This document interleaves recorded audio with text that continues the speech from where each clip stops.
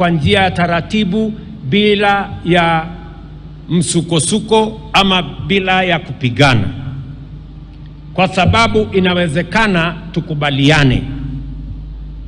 Na ndio nawauliza hata madaktari wetu, tumeweka kwenye meza yale serikali iko tayari kufanya.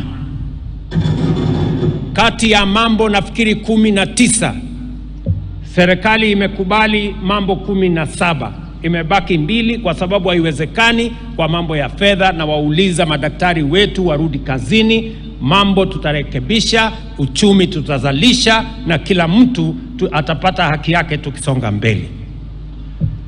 That is what we must do, and we must be brutally honest with one another. Hakuna haja ya kudanganya, hakuna haja ya kutafuta umaarufu. Tuambiane tu ukweli, because those of us who are elected as leaders, we are not elected to be popular. We are elected to serve and to transform our country and to work for those who elected us. I find a lot of leaders, they spend so much time trying to be popular. When will you have time to work for the people who elected you? If all the time your focus, your attention, your energy is on how to continue being popular. Leadership and the transformation of the country is not going to happen if we don't focus on why we were elected.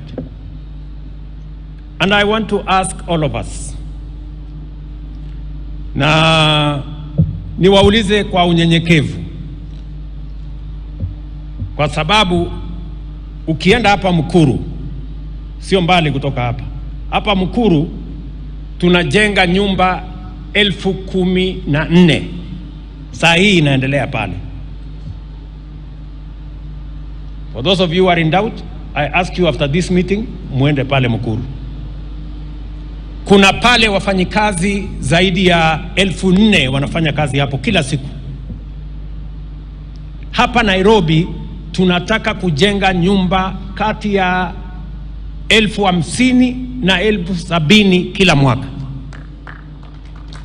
Ndio wale watu wetu wanaangaishwa na maji na mafuriko na maporomoko waweze kupata mahali ya kuita nyumbani. Niliwaambia inawezekana Mkenya